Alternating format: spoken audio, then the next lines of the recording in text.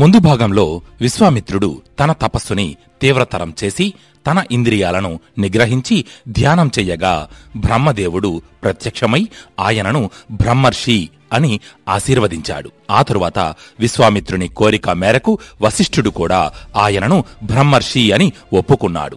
ఆ విధంగా విశ్వామిత్రుని కథను శతానందుడు రామ లక్ష్మణులకు వివరించగా అది విని జనక మహారాజు కూడా ఎంతో సంతోషించాడు. కాని అప్పటికే సాయంకాలం అయిపోవడంతో జనకుడు విశ్వామిత్రుని వద్ద సెలవు తీసుకుని తన రాజభవనానికి వెళ్లిపోయాడు. ఆ మరునాడు సూర్యోదయం అయ్యింది.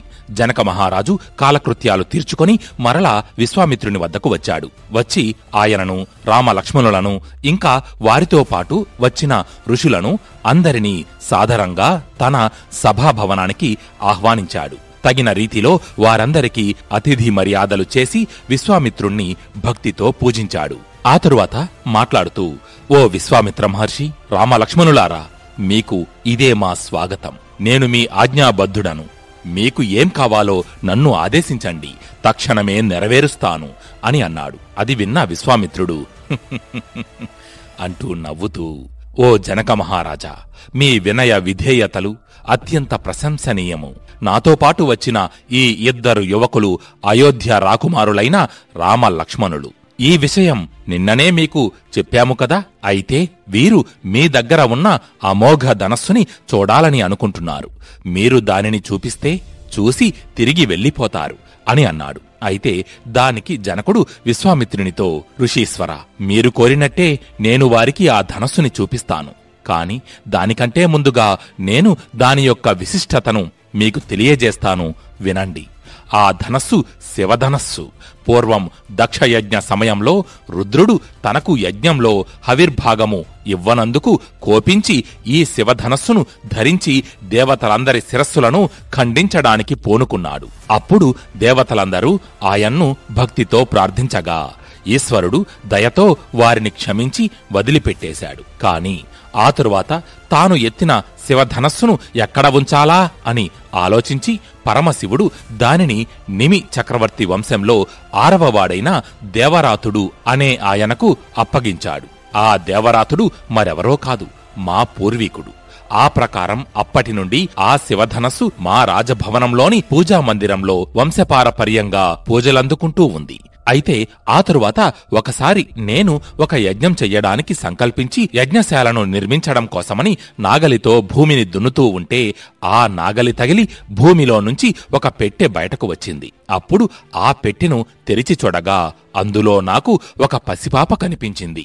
ఆ పాప ముఖ తేజస్సు, వర్చస్సు చూస్తే సాక్షాత్తు ఆ లక్ష్మీదేవే భూమియందు ఇలా మానవ కాంతగా జన్మించిందా అనే భ్రమ కలిగింది. అప్పటికి ఇంకా సంతానం లేని నేను ఆ పసిబిడ్డను అలా వదిలేయలేక ఆ భగవంతుడే నాకు ఈ అదృష్టాన్ని కల్పించాడని భావించి ఆ పాపను ఇంటికి తీసుకువచ్చి సీత అని పేరు పెట్టి నా కూతురుగా నా ఇంట్లో ఎంతో అల్లారుముద్దుగా పెంచుకోసాగాను. అలా సీత పెరిగి యుక్త వయసుకు వచ్చింది.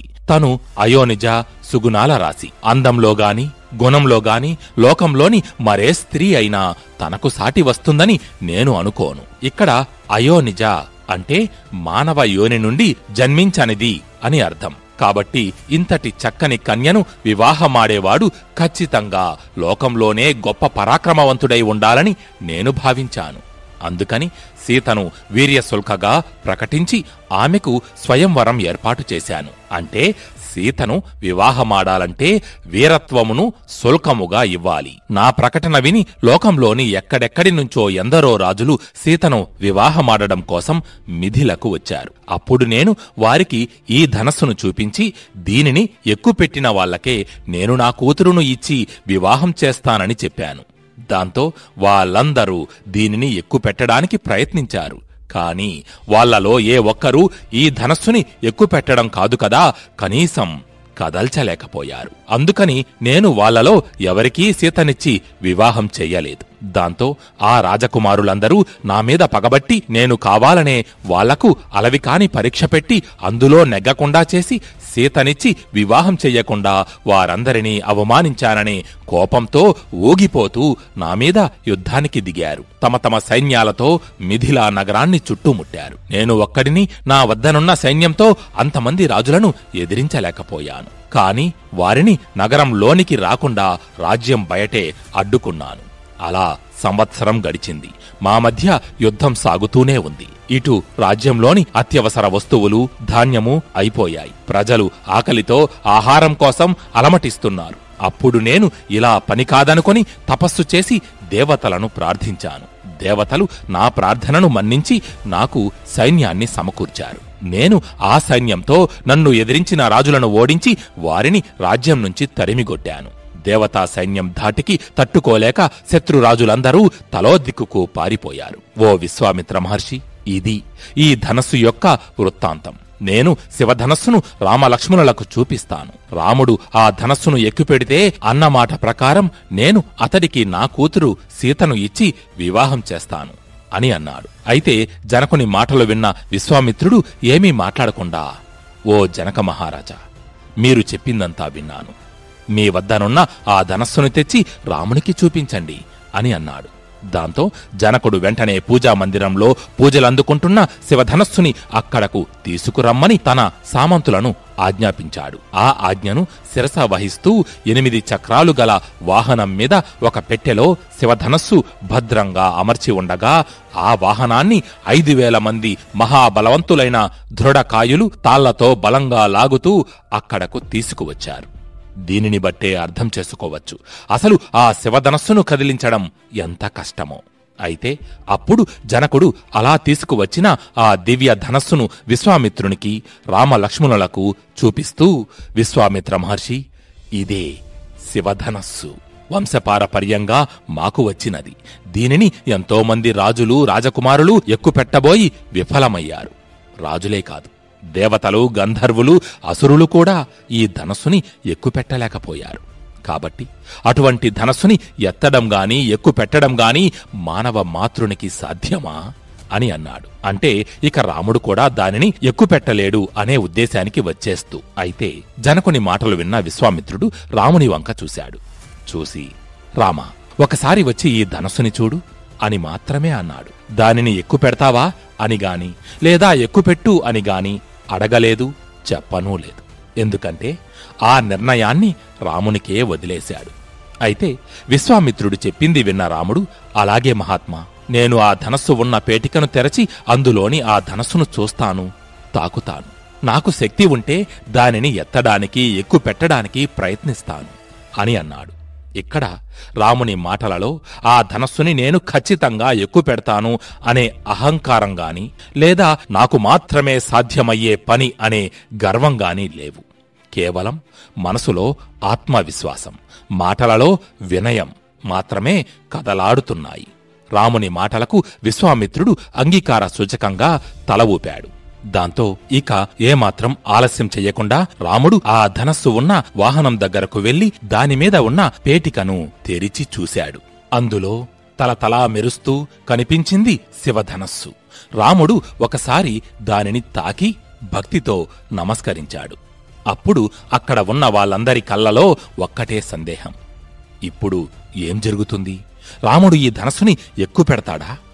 ఇందరి రాజుల వల్ల కానిది, దేవతలకు, దానవులకు, గంధర్వులకు సైతం సాధ్యం కానిది ఈ మానవుని వల్ల అవుతుందా అని ఎంతో ఆతృతగా చూస్తున్నారు. కాని వారందరి ఆలోచనలను తారుమారు చేస్తూ అతి సునాయాసంగా, అసలు ఏమాత్రం కష్టపడకుండా ఆ శివధనస్సుని ఎత్తి పట్టుకున్నాడు రాముడు, శ్రీరాముడు. అది చూసి అక్కడ ఉన్న వాళ్ళందరూ ఆశ్చర్యపోయారు. ఆ తరువాత రాముడు దానికి వింటినారిని బిగించి ఆ తీగను తన చెవి వరకు లాగగా ఆ ధనస్సు వంగి పెల్లు పెల్లుమని గట్టిగా శబ్దం చేస్తూ రెండుగా విరిగిపోయింది. ఏదో పిడుగుపడినట్టుగా ఉద్భవించిన ఆ శబ్దానికి భూమి దద్దరిల్లింది. అక్కడ ఉన్న వాళ్ళందరూ మూర్ఛపోయి పడిపోయారు. కాని ఇదంతా తనకు ముందే తెలుసు అన్నట్టుగా అంటూ చిరునవ్వు నవ్వుతూ చూస్తున్నాడు విశ్వామిత్రుడు. ఇక జనకుని విషయమైతే చెప్పనవసరం లేదు. ఒక పక్క ఆశ్చర్యం, మరొక పక్క ఆనందం అతడిని ఉక్కిరి బిక్కిరి చేయగా ఏదో అద్భుతాన్ని చూస్తున్నట్టు రాముణ్ణి అలా చూస్తూ ఉన్నాడు. తను చూసిన వారిలో ఇంతవరకు ఒక్కరు కూడా అసలు ఆ ధనస్సుని కదల్చలేకపోయారు.